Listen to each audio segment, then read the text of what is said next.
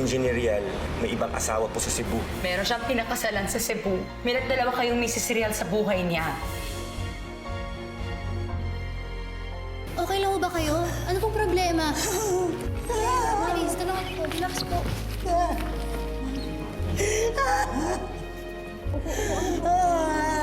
Hindi po pwedeng may isa sa ating mawala kay Mugdong. Kailangan tayo ni Bubot. Aawayin mo na naman ba ako?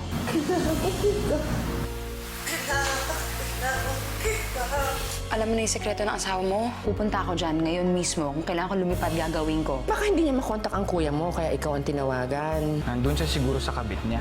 Nalulusutan naman palagi ni Kuya asawa niya. So walang problema. Siguro naman itatawag muna si Milet kay Anthony bago pumunta ng Cebu. Magagawa ng paraan ni Anthony yun. Niyakap siya ng babae. Hindi ako makapaniwala. Gusto ko silang patayin dalawa. Sana 10 taon. Ganito pa natapos.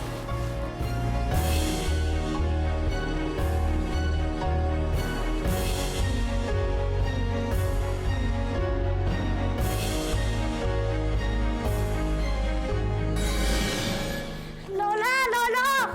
Wake up, please! Oh, Tonton, anak. Bakit? Namimiss ko na po kasi si Mami. Kailan po ba siya babalik? Kahapon lang umalis si Mami eh. Namimiss mo na siya agad. Halika nga, baby. Oh, kala ko naman kung ano na. Ang aga-aga, anong oras na ba? May missed call dito si Milet kagabi pa to.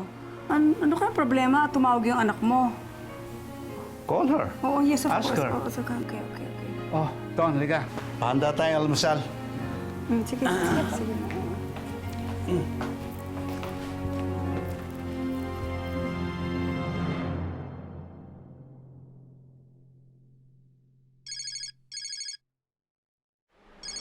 Milet? Milet, mami mo.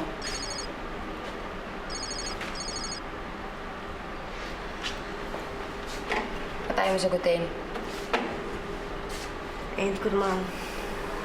Alam ko anong sasabihin ko sa mami ko, kaya wag na muna, di ba? Oh, Salamat. ano na plano mo ngayon? Susugod ka pa?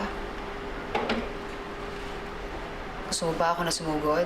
Sabi mo sa akin kung anong room number. Ako bahala.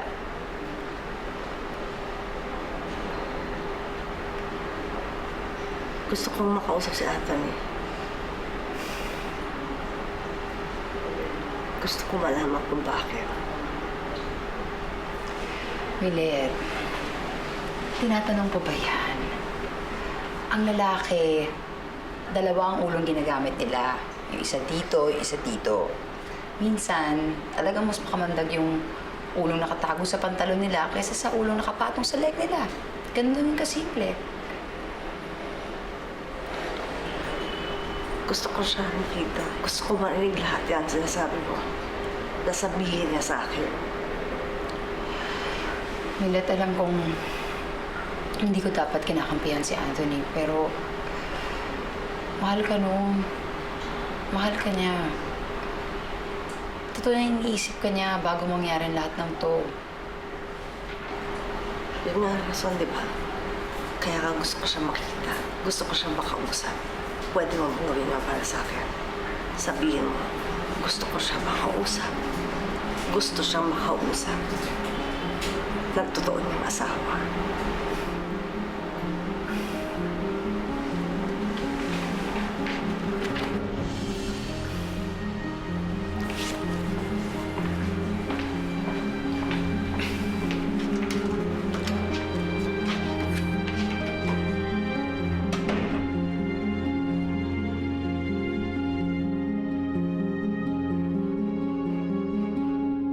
Sandali lang, Bubot ha?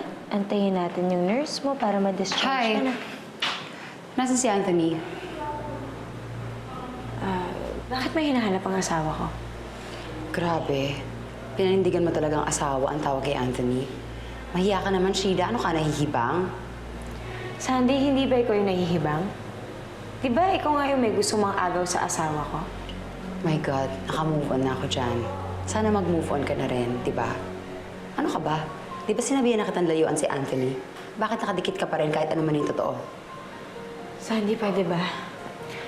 Kakagaling lang sa sakit ng anak namin ng asawa ko. Kaya pwede ba, umalis ka na lang dito dahil ayoko ng gulo.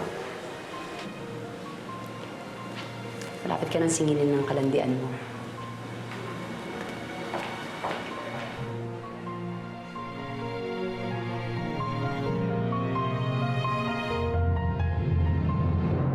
Sir, kadadating lang ho ni Doc sa clinic niya. Akin na po yung maresibo ng mga binabayaran niyo para mapirmahan na po niyang discharge papers ng baby niyo. Sige, gato yun. Tapos pakidala na lang sa kwarto kung may discharge slip na. Yes po. Thank you po. Anthony, Sandy. Ang ginagawa mo dito? andito ako para kay Milet. Tara, si Milet na bahala sa'yo. Teka, Milet, ano sinasabi mo si Milet ng bahala? Alam naman niya ang lahat. Lahat.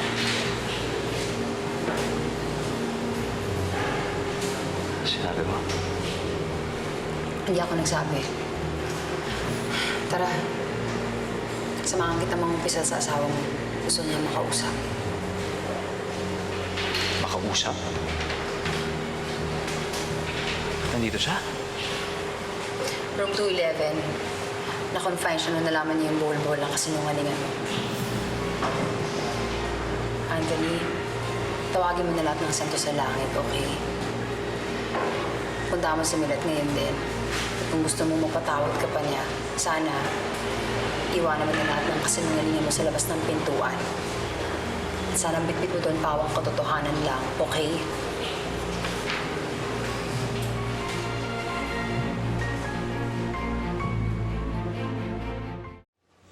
Meng!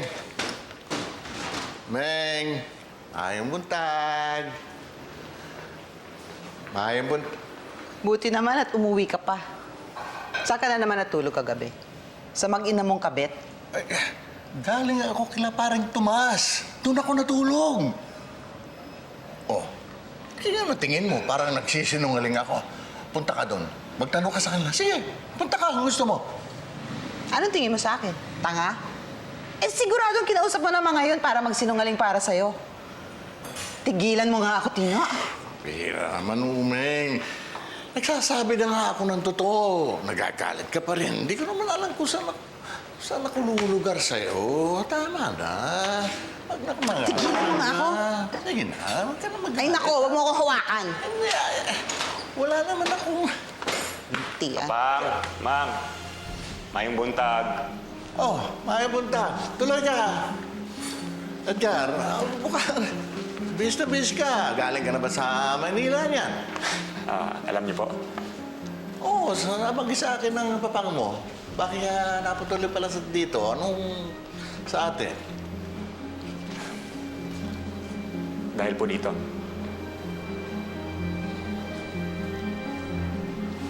Ano to?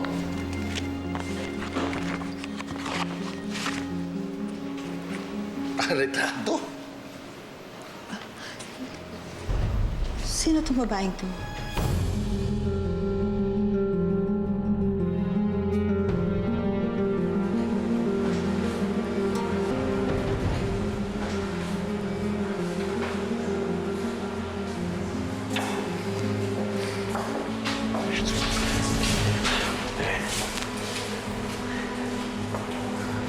Sandy, parang di ko kayang marap sa kanya.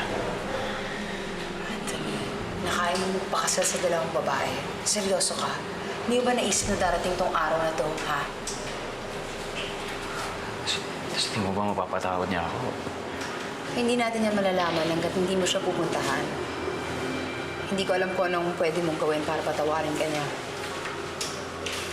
Umpisahan mo kaya muna sa magpakalalaki ka.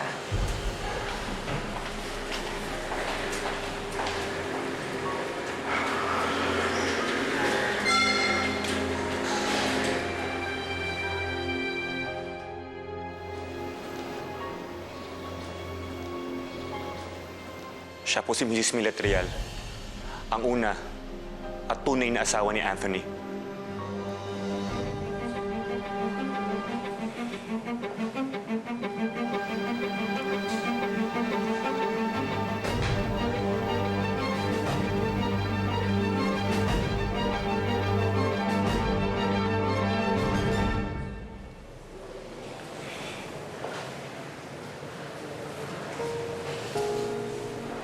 Iho, mukhang balisa ka. Ba't hindi ka pumasok sa loob para magdasal? Nahihiya po ako sa Diyos. Bakit anong ginawa mo? Madami. Sinisingil na ako ng mga kasalanan ko. Ngayon wala na akong kawala. Harapin mo na lang para tapos na. Ganun talaga ang problema. Nakakatakot sa umpisa, pero pagkatapos mong harapin, mas magaan na.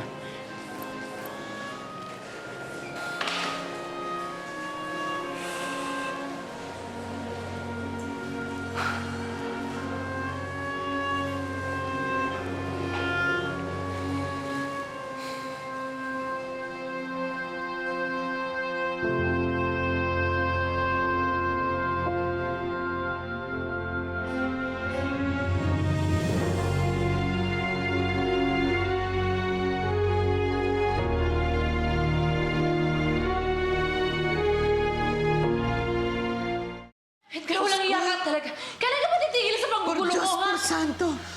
Ano ito, Edgar? Totoo ba ito? Pang concern lang po ako kay Sheila. Ang sabi ni Papa sa akin, bago ako magsumbong sa inyo, kailangan sigurado ako sa lahat. Eksakto po, galing po ako ng Maynila. May nasikaso akong papeles. At kinausap ko yung babaeng nasa picture. Siya mismo nagsabi na asawa niya nga si engineer. Anong ibig sabihin nito, ha? Na hindi totoo ang kasal ni Sheila kay Anthony? Ha? Kabit ang anak ko? Bisa, kunin mo yung baril ko. Dali! Pang, huwag po kayo masyadong magpadala sa galit niyo, Papang. Si Anthony ang gusto kong makausap. Kunin mo yung baril ko. Dali! Pang. Maghunos dili ka, Tino. Kung ayaw mo, ako ang kukuha! Tino! Tino! Tino! Huwag, Tino!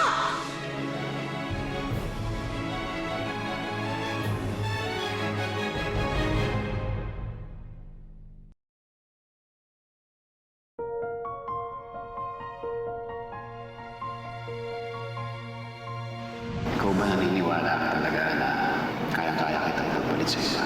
Kanina pa ako tawag ng tawag sa'yo. Ang daming beses. Hindi mo ba nakita sa phone? Sheila, Sheila. Hindi, yung supplier namin sa Silvus, yung kausapin ko ng gabi. Ang alam ko naman ni Milet, matino ka. Nagagalit ba si mama mo? Hindi. Tukol lang kay Papa. Ayoko lang na masira ang pamilya natin. Ayoko lang na may magbago. Sorry, Mia. Ano ba talaga yung nangyayari dyan? Gusto mo ba sabihin sa akin? Sorry.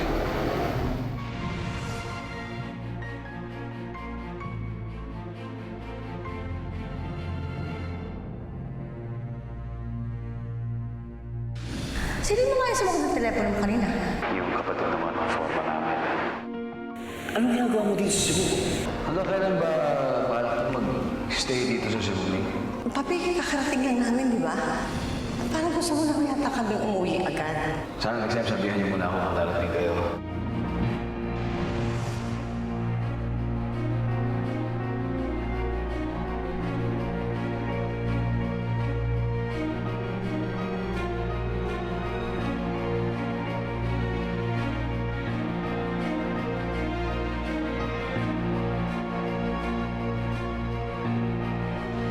At di mo sabihin sa kanya yung totoo. Bakit? Meron ba bang iba na gustong ahasin ng asawa ko?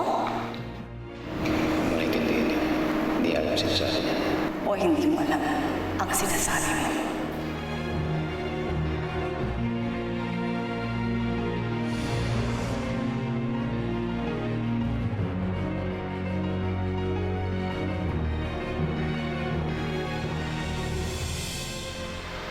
Anthony, gusto kong marinig sa'yo.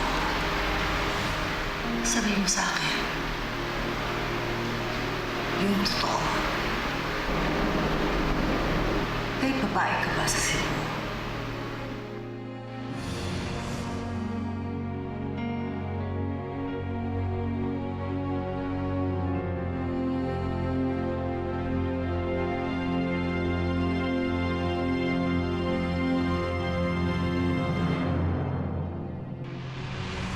Ikaw lang ang nag-iisang Mrs. Real, di ba?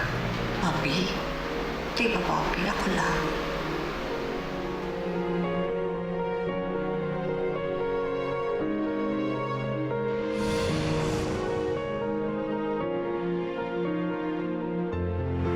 Sorry. Patawarin niyo ako.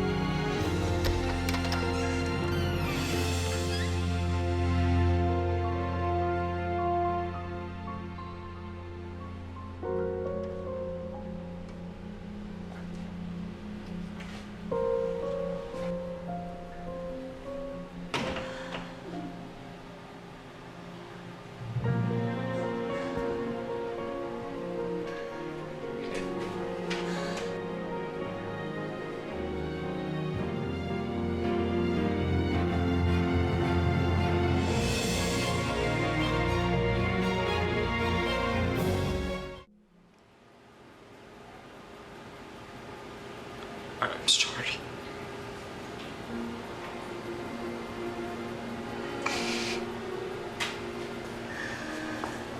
I'm sorry.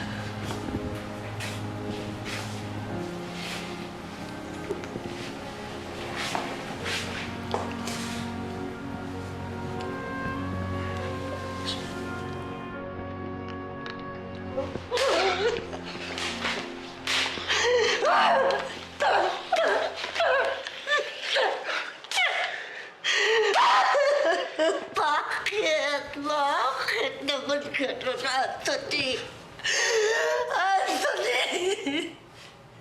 Sa'yo ko biniikot ang mundo ko. Tinanggihan ko lahat, di ba? Tinalikuran ko ng mga magulang ko. Hindi ba lahat ginawa ko naman? Di ba? Bakit? Bakit? Bakit mo ako ginanito? Anthony! Bakit? Sagutin mo ako! Bakit? Anong kulang ko, Anthony? Sagutin mo. Saan ako nagkulang? Sabihin mo sa akin. Bakit? Bakit? Wala nang paliwanag, Mali. Sorry ako. Gawin mo na lahat na gusto mong gawin sa akin. Sorry. Mahal mo siya. Mahal mo ba siya, Anthony? Mahal mo? Mahal mo ba? Mahal mo ba siya? Sumagot ka! Mahal mo ba? Mahal mo ba? Alam mo, Fawa, sumagot ka naman. Lagi mo ako ginaganito. Bakit ba? Bakit ayaw mo ako sagutin, ha? Sagutin mo ako, Anthony! Mahal mo ba? Mahal kita, Mali. Mahal kita.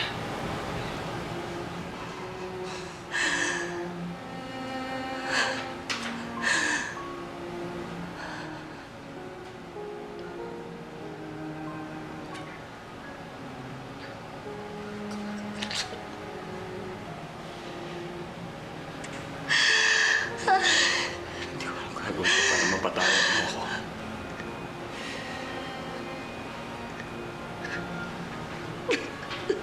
Diyos ko.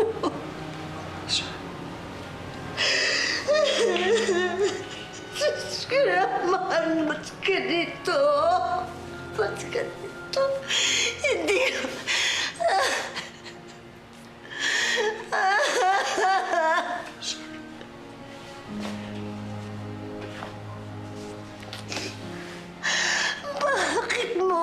pinatay? Bakit? Hindi mo wala ba kami niisip ni Tonton? Sorry, nalipit lang sa sitwasyon, Milet. Sa tingin mo ba, may pakialam ako? Dahil naipit ka sa isang sitwasyon? Sa tingin mo, may pakialam ba ako? May pakialam ba ako? Sabihin mo sa akin! Kahit anong gusto mo gagawin ko. Kahit ano. Mahal kita. Kahit ano gagawin ko. Ano ba? Mas gusto ko. Dalhin mo dito yung babae mo. Mag-uusap tayong tatlo. Ngayon na, Anthony. Ngayon. Ngayon. At binabalaan kita. Huwag kayong magkamaling takasan ako. Naintindihan mo? Ngayon mo ipakita sa akin yung magpakalalaki ka. Milet, huwag naman tayo mag-skandalo rito, please. Anthony! May pinag-aralan akong tao. Ilagay mo yung takukote mo! Ngayon! Tumalis ka sa harap mo! Dali mo dito yung babae mo!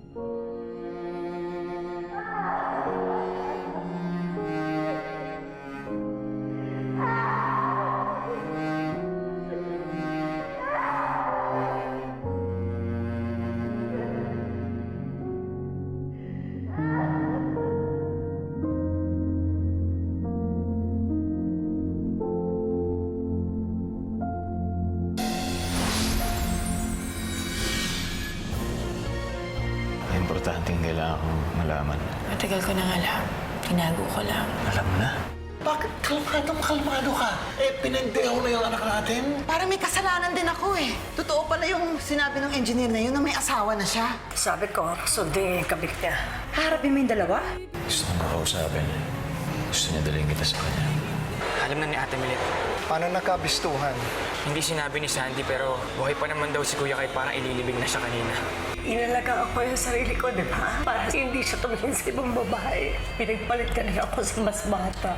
Kanina ko pa nga tinatawagan silang tatlo. Pare-pareho silang hindi ko makontak. Hindi ko nga alam kung ano nangyayari na sa kanilang tatlo. Baka magkasama na silang tatlo.